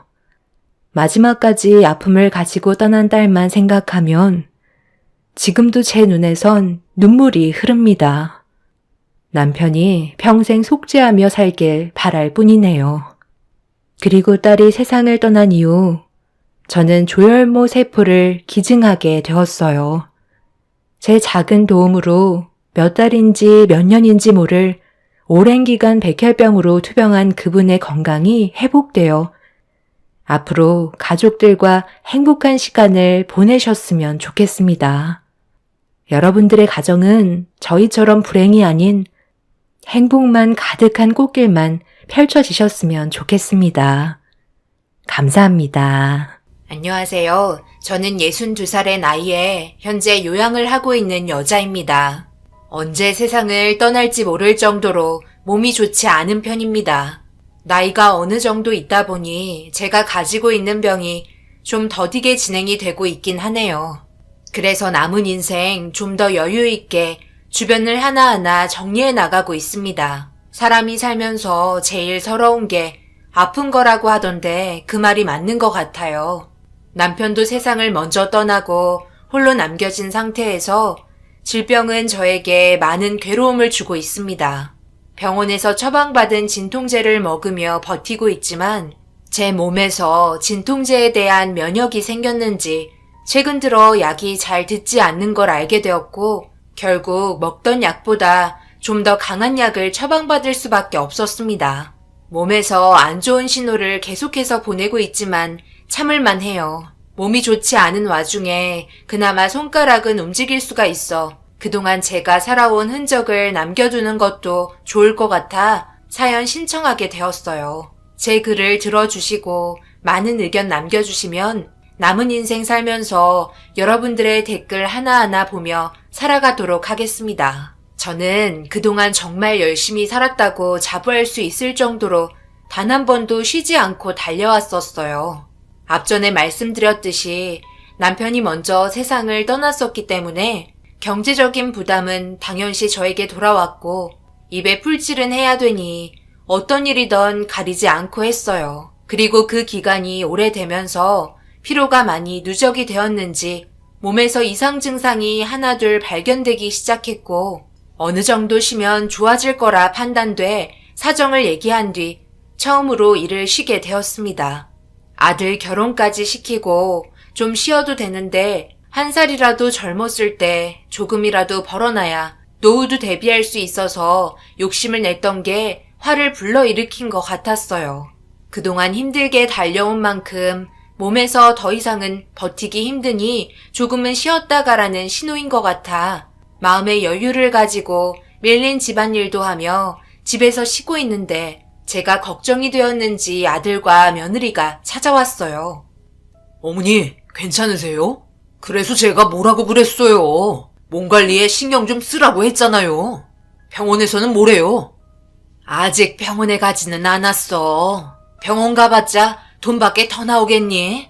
그냥 지금처럼 집에서 쉬다 보면 괜찮아질 거야. 그러지 마시고 미리미리 병원 다녀오세요. 돈 조금 아끼려다가 순식간에 많은 돈이 훅 나갈 수도 있다고요. 그때 돼서 저희한테 손 벌리시게요? 지금 이 문제는 어머님만 생각하시는 게 아니라 가족의 전체의 경제 상황에도 영향을 끼칠 만큼 중요한 일이라고요. 나이가 먹으면 먹을수록 당연히 몸에 이상 반응과 질병이 자주 오니까 가라고 하는 거예요. 괜히 돈 문제 때문에 서로 얼굴 붉힐 필요는 없잖아요. 제가 하는 말 서운하게 생각하지 마시고 현실을 잘 판단하시라는 말인 거 잘 알고 계시죠? 그리고 앞으로 용돈은 저번에도 말씀드렸듯이 드릴 수 없다고 얘기했었죠? 저희도 먹고 살기 바쁜 상황인데 일일이 챙겨드릴 수가 없어서 내린 결정이니까 이해해 주실 거죠? 나가서 먹는 것도 돈 나가는데 집에 뭐 먹을 거 없어요? 며느리는 제가 몸이 좋지 않다는 것 하나 때문에 상당히 예민해진 상태였어요. 큰돈이 나갈까봐 걱정을 하고 있었고 그런 불안한 마음 이해 못하는 거 아니었습니다. 임신 초기라 앞으로 태어날 아이를 위해 더 많은 돈이 필요하니 제가 불편한 존재가 되었던 것 같았고 아들과 결혼하고 나서 정말 달라진 며느리의 모습에 조금 서운하긴 했었어요. 저를 걱정해 주기보단 돈이 나갈까봐 더 큰 걱정을 하고 있으니 한숨만 나오게 되더라고요. 그렇게 저희 집에서 냉장고에 있는 반찬들 대충 꺼내 아들과 알아서 밥 차려 먹었고 밥 다 먹자마자 시계를 바라보더니 아들에게 눈치를 주기 시작했고 저희 집에 와서 딱 밥만 먹고 가겠다고 할 때 확실히 알 수 있었습니다. 절대 돈 안 빌려줄 테니 큰 병이 생기면 알아서 처리하라는 말인 걸 확실하게 알 수 있었고, 설거지도 하지 않고 식탁에 널브러진 반찬을 보니 저도 사람인지라 짜증이 올라왔습니다. 임신한 몸이라곤 하지만 시애미를 너무 물로 보는 것도 기분 나빠서 정밀검사 받으러 병원을 찾았어요. 며느리한테 기분 나쁜 말 듣지 않으려면 조금이라도 일찍 서둘러야 할 것 같았어요. 그렇게 찾은 병원에서 검사를 받게 되었고, 오랜 기간 검사 후 진단 결과가 나와 다시 병원을 찾으니 의사가 저를 보며 심각한 표정을 하고 계셨고, 그리고 듣게 된 사실은 충격적이게도 제가 생각했던 것보다 몸은 더 많이 망가져 있었어요. 마음의 준비를 하셔야 할 것 같습니다. 지금 황달도 보이시네요. 전반적으로 몸이 많이 힘드셔서 피곤하시다고 하셨죠? 아무래도 종양이 담도에서 십이지장으로 이어지는 부분을 폐쇄하게 되면서 담즙의 흐름이 막히다 보니 혈액 내에 빌리루빈이라는 물질이 많아지게 되면서 생기는 증상입니다. 거기에다 지금 체중도 많이 감소하셨고 이 정도까지 버티고 계셨다는 건 정말 자기 몸을 혹사시킨 것 같네요. 일찍 오셨으면 그나마 조기 치료는 가능했을 것 같은데 지금은 손쓸 방법이 많이 없습니다. 담도암이 다른 질병과 달리 진행이 많이 된 상태에서 거의 찾아오시기 때문에 조기 진단이 매우 어려운 병 중 하나인데요. 지금 환자분 상태는 다른 장기에도 전이가 많이 되어 있는 상태라 항암 치료를 한다고 해서 완치는 거의 불가능하다고 보시면 됩니다. 그래도 꾸준하게 치료를 받으시면 암세포의 성장을 어느 정도는 막을 수 있으니 지금이라도 서둘러 입원하시는 게 좋을 것 같네요. 사람 일이라는 게 아무도 모르는 거잖아요. 좋은 결과가 찾아올 수도 있기 때문에 지금은 고민할 때가 아니라 환자분의 생존 기간을 연장하는데 전부 쏟아 부어야 합니다. 충격적인 진단 결과에 어떤 말도 할 수가 없었고, 제 몸 안에서 일어나고 있는 반응들이 피곤해서 생기는 증상이 아니라 몸속에서 자라고 있는 암 때문에 이상 증상을 보였다는 게 받아들이기가 너무 힘이 들었어요. 그리고 이 문제를 아들에게 어떤 식으로 설명을 해야 할지도 막막했습니다. 집으로 돌아오는 동안에도 앞이 캄캄했고, 제가 병원에 다녀온다는 걸 알고 있었던 아들이 저에게 먼저 전화를 걸어왔어요. 떨리는 손으로 통화 버튼을 누르자마자 저도 모르게 눈물이 흘러버렸고 아무 말도 할 수가 없었어요. 그런데 오랜 기간 같이 살아와서 그런지 아들은 좋지 않은 분위기를 금세 느꼈고 집으로 가겠다며 전화를 끊었습니다. 버스에서 내려 천천히 걸어가고 있는 도중에 인생의 허무함을 느끼며 그동안 무얼 위해 이렇게 열심히 살아왔는지 분하기만 하더라고요. 이제 삶의 여유를 찾고 천천히 남은 인생 즐기며 보내려고 했는데 그런 여유도 용납되지 않는 제 자신이 싫었습니다. 꾹꾹 눌러왔던 감정이 침묵만 흐르는 집안을 시끄러울 정도로 울리게 만들었고 한참 동안 눈물을 흘리고 있던 그때 아들이 급하게 집으로 들어왔어요. 며느리도 많이 놀랐는지 병원에서 뭐라고 했냐며 물어보더라고요. 침착하게 설명을 하려 했지만 진정되지 않는 슬픔이 말도 제대로 나오지 않게 만들고 있었어요. 눈물만 흘리지 마시고 무슨 일인지 알려주셔야 저희가 어떤 식으로 도와드릴지 계획을 할 거 아니에요. 병원에서 뭐라고 하는데요? 담도암 말기라는 진단을 받았어. 그동안 내가 너무 미련하게 버티고 있었대.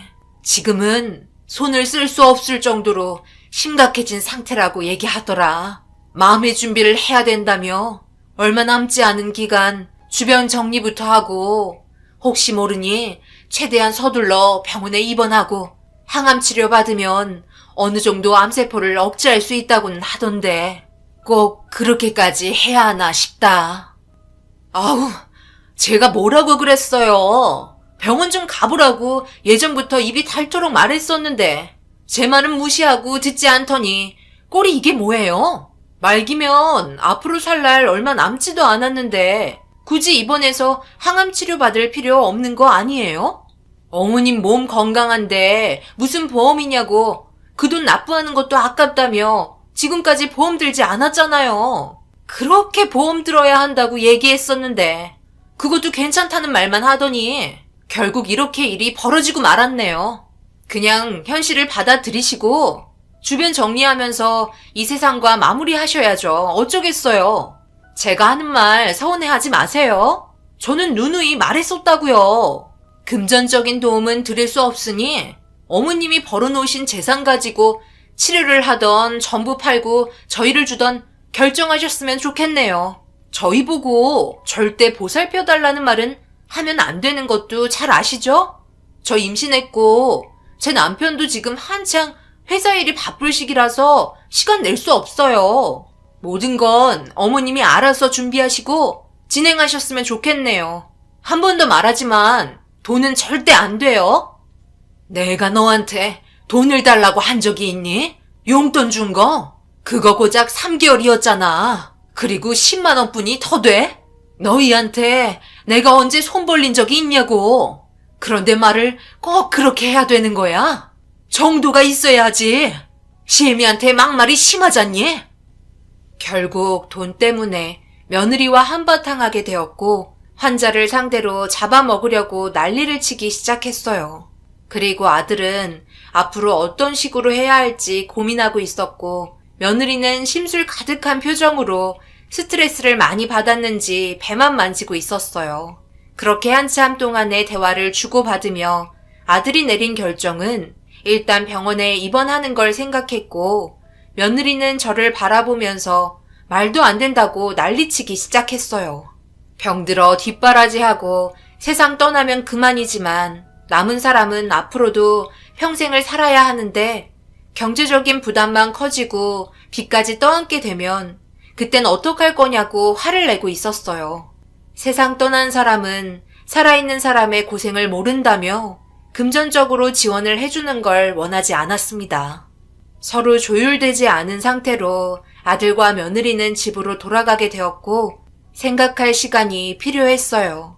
그렇게 얼마의 시간이 흐르자 아들과 며느리는 다시 찾아왔고 저에게 제안을 하기 시작했어요. 그리고 저도 그 제안을 받아들일 수밖에 없었습니다. 어머니, 제가 집에 돌아가서도 정말 많이 고민하고 아내와 함께 오랜 시간 대화를 해봤는데요.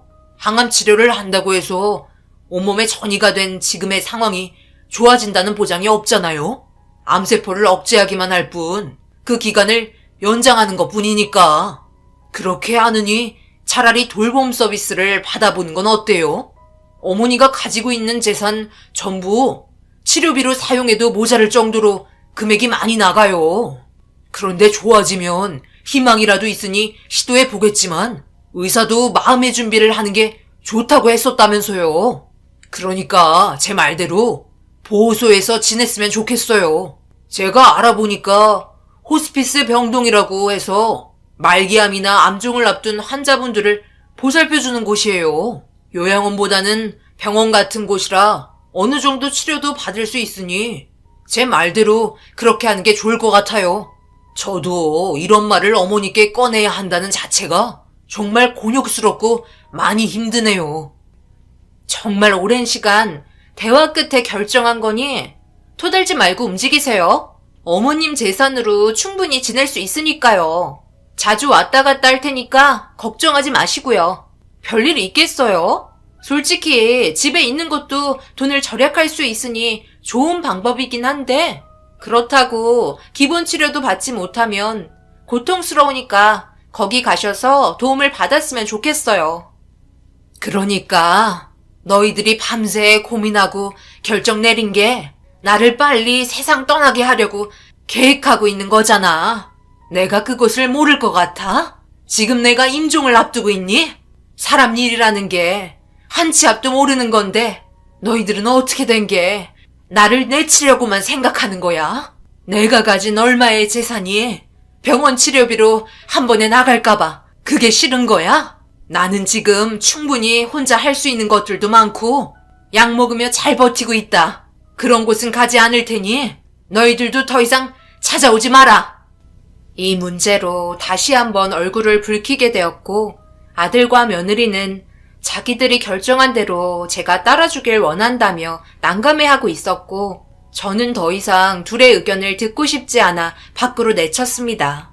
그런데 그 순간 몸이 좋지 않던 게 극도의 스트레스를 받게 되면서 더욱더 큰 고통을 동반하게 되었고, 결국 배를 움켜쥐며 일어나지 못해 힘들어하고 있었습니다. 아들은 119에 신고를 한 뒤 응급실로 향했고, 얼마의 시간이 흐른 건지 정신을 차리고 깨어나자 병실에 누워 있었습니다. 그리고 고개를 돌려 옆을 바라보니 아들과 며느리는 병원이 떠나갈 정도로 다투고 있었어요.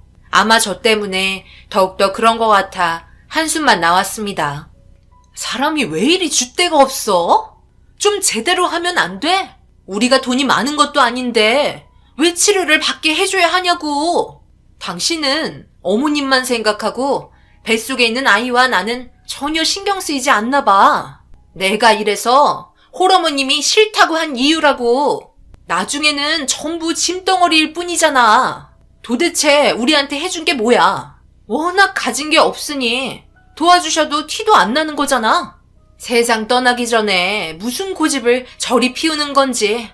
저 몸으로 이 세상에서 아직까지 미련이 남아있는 것 보면 정말 살고 싶긴 한가 봐. 그만 좀 하지. 그래도 우리 어머니인데 말이 좀 심한 거 아니야?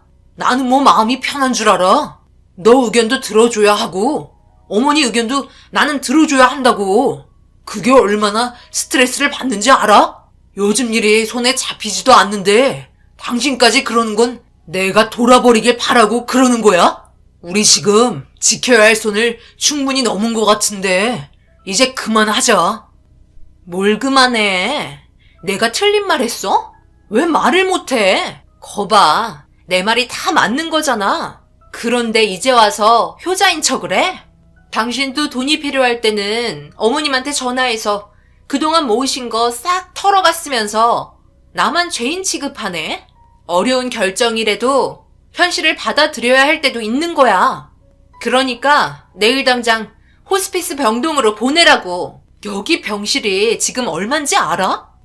둘의 심각한 대화는 저로 인해 위태로워지기까지 했어요. 그래도 처음에는 둘이 행복하게 잘 살아가고 있는 모습이 보기 좋았는데 환경이 바뀌면서 아들과 며느리는 점점 벌어지게 되었어요. 그런 모습을 보니 더 이상은 안 되겠다 싶어 아들을 불렀고 호스피스 병동으로 옮겨지게 되었습니다. 병동에 도착하자마자 눈에 띈 건 환자들이었어요. 저도 조금 있으면 저 사람들처럼 될 거라는 불안감에 몸이 떨리기 시작했고 긴장을 하고 있는 저를 보며 아들은 제 손을 잡아주었습니다. 그리고 자주 오겠다는 말을 끝으로 저에게 등을 돌렸고 그 모습을 보고 있던 저는 결국 오열을 하고 말았어요. 적응되지 않는 분위기 속에 하루하루 버티며 지내고 있었고 의사는 저에게 통증을 완화시켜주는 약을 새로 만들어 건네주었습니다. 아무래도 점점 안 좋아지는 몸 상태 덕분인지 잠을 많이 잘 수 있었어요. 그리고 거의 매일 수면제를 투여하기 때문에 통증과 신체적인 증상들이 완화가 되었어요. 진통제도 제가 먹던 거와는 다른 약이었고 그곳에서는 세상을 떠날 준비를 하는 사람들이 많았습니다. 저도 그 중에 한 명으로 포함이 되어 있었죠. 그나마 몸이 덜 아픈 사람은 저 말고는 없었어요. 그래서 낮에는 좀 자유롭게 움직일 수 있었고 아들과 며느리는 주말만 되면 찾아와서 몸 상태에 대해 담당 주치의에게 물어보며 진행 상태에 대한 상황 설명을 들었습니다. 며느리는 제가 병동에 있는 것조차 마음에 들지 않았는지 한숨만 푹푹 내쉬었고 그런 모습을 지켜보고 있던 저는 결국 며느리를 향해 감정을 터뜨리고 말았네요. 왜? 여기도 마음에 안 드니?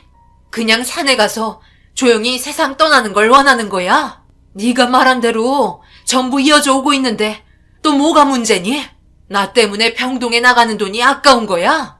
뭐든 어느 정도 적당히 해야 되는 거야.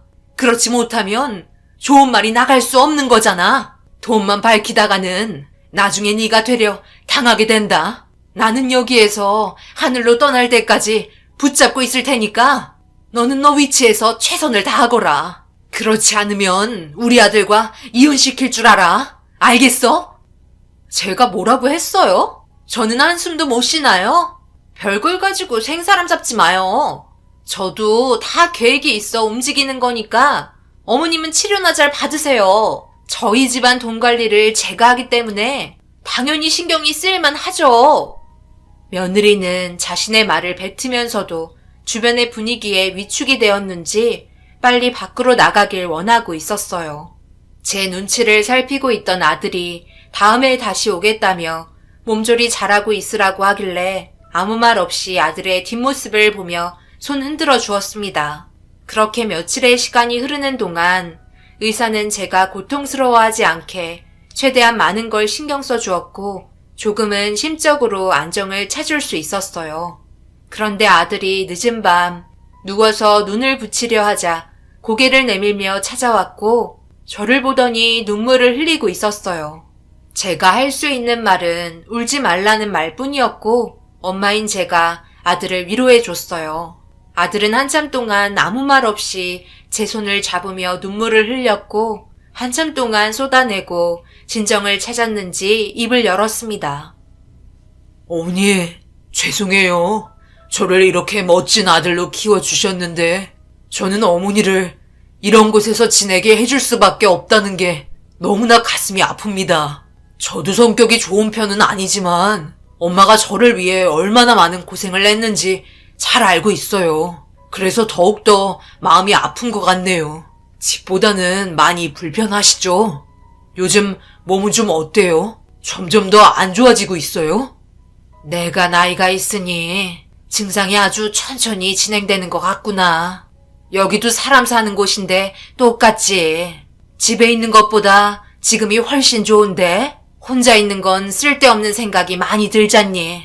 그래도 여기 있으면 말 붙일 수 있는 분들도 계셔서 심심하지 않게 지내고 있다. 엄마는 너를 위해 인생을 바친 건 맞지만 그걸 후회한 적은 단 한 번도 없어. 나는 우리 아들이 내린 결정들이 잘못됐다고 생각하지 않아. 다 큰 성인이고 너도 앞으로 오랜 기간 살아가야 하는데 얼마나 걱정이 많겠어. 엄마가 여기 있는 게 너한테 더 많은 도움을 줄 수도 있는 거야. 그렇게 생활하며 하루하루 지내다 보니 어느새 적응했는걸. 마음 아파하지 말고 이제 그만 울거라.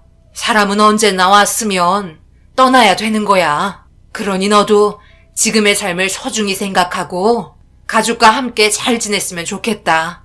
며느리의 마음도 이해 못하는 거 아니다. 너희가 부유하지 않기 때문에 금전적으로 많은 부담이 되겠지. 그래서 며느리가 더 예민하게 나온 걸 수도 있어. 내가 병이 생기기 전에는 그래도 관계가 그리 나쁘지는 않았잖아. 내가 이 세상을 떠나면 며느리도 다시 예전처럼 가정에 충실하며 잘 살 거니 그때까지 힘들어도 조금만 참아라. 엄마가 봤을 때는 정말 시간이 많지 않은 것 같구나. 내 아들, 그동안 잘해주지 못해 미안하고 사랑한다.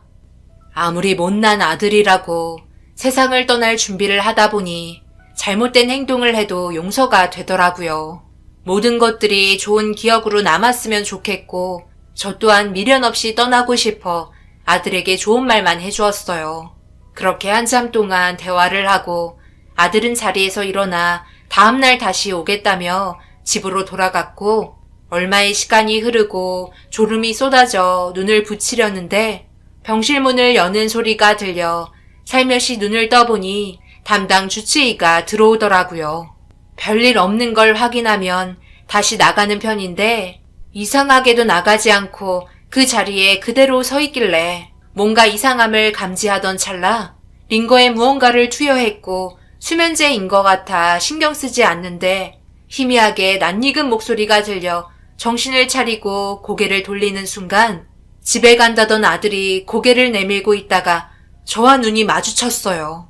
잘못 봤나 싶어 아들 이름을 부르려고 하는데 병실 문을 나가고 있던 담당 주치의가 마스크를 내리며 말을 하는 순간 제 팔에 꽂혀있던 링거를 뽑고 말았어요.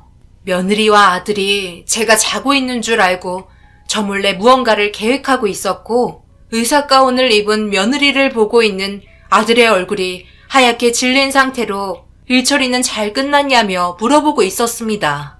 충격적인 장면들에 병실 문을 활짝 열었고 저와 마주친 의사 가운을 입은 며느리와 아들이 기겁을 하며 도망치기 시작했어요. 링거에 어떤 걸 주입한 건지 모르는 상태라 두 놈들의 행동이 너무 무서웠어요. 급하게 간호사에게 경찰을 불러달라고 요청했고 얼마 지나지 않아 두 놈들은 제 앞에 무릎을 꿇게 되었습니다. 병원은 난리 난 상태로 떠들썩했어요. 그 이유는 며느리와 아들은 도저히 용서를 받을 수 없는 행동을 저질렀고 도대체 왜 그렇게까지 해야 했는지 이유를 들어야만 했습니다. 그리고 그 이유는 저를 오열하게 만들었어요. 어머님이 사용하고 계신 병실이 자리가 없어 2, 3인실 사용하고 계시잖아요. 그 돈이 얼마인 줄 아시잖아요. 치료비까지 해서 거의 100만 원 정도 비용이 매달 발생하는데 생각보다 너무 진전이 느린 것 같아 이런 행동을 저질렀네요. 저희가 정말 순간적으로 정신이 나갔었나 봐요. 매달 100만 원이 나간다고 생각하니 그 돈이 너무 아까웠어요. 어머님 오래 살지 못한다고 했는데 지금 3달 정도를 버티고 계시잖아요. 정말 잘못했어요. 용서해 주세요. 그깟 100만 원이 아까워서 이런 짓을 저질렀다고? 너희가 그러고도 사람이야? 네가 얼마나 우리 아들을 들복 갔으면 이런 행동들을 할 수 있었을까? 내가 한평생 아들 뒷바라지하며 살아왔는데 이 모든 게 헛수고였다는 게 너무 마음이 아프다. 너희가 한 행동은 절대 용서받을 수 없을 것 같다. 내가 세상 떠날 날 얼마나 남았다고. 그걸 못 참고 돈 나가는 것도 아까워 이런 식으로 심각한 상황을 만들어? 아들, 너는 엄마한테 이렇게 하면 안 되는 거 아니야? 내가 널 그동안 어떻게 키웠는데? 죄송해요. 저희가 잠시 정신이 나갔었나 봐요. 돈이 급해서 이런 결정을 하게 되었어요. 제발 용서해 주세요. 당신이 시킨 짓이잖아. 나한테 모든 걸 지시해놓고 자기는 피해자인 것 마냥 지금 연기하는 거야? 너 어머님 돌아가시면 장례도 안 치르고 바로 화장해 버린다고 얘기해놓고 완전 이중적인 얼굴을 보여주고 있네. 내가 다 소름 돋는다. 둘의 감정이 격해지면서 제가 모르고 있던 말들이 쏟아져 나왔어요. 결국 모든 건 돈 문제 때문에 생긴 일들이었고 며느리가 링거에 투여했던 건 수면제였습니다. 제가 너무 힘들어할 때 맞는 수면제의 기준치를 훨씬 넘는 양을 준비했던 거였고 제가 영영 깨어나지 못하게 만들 작정이었네요. 결국 눈을 감기 전에 안 좋은 일을 겪게 되니 너무 마음이 아픕니다. 잘못된 일은 처벌을 받아야 한다는 게 대한민국 법이기 때문에 이런 일을 꾸미고 계획한 부분에 있어 법적인 처벌을 면하지 못했어요. 하지만 저는 두 사람을 용서했습니다. 얼마 남지 않은 기간 그냥 편하게 눈 감고 싶어요. 아무것도 기억하고 싶지 않습니다.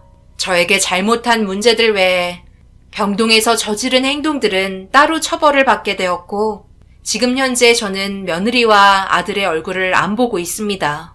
세상을 떠나면 그때는 찾아오겠죠. 장례를 치러야 하니까요. 며느리가 말한 대로 아들이 장례도 안 치르고 화장을 해도 어쩌겠어요. 저는 이미 세상을 떠난 상태인데 알아서 잘 하리라 믿겠습니다. 점점 안 좋아지는 몸을 느끼며 가까워지는 그날이 솔직히 두렵긴 합니다. 그곳에서는 마음 편히 지냈으면 좋겠네요. 마지막으로 아들에게 한마디 하고 싶어요.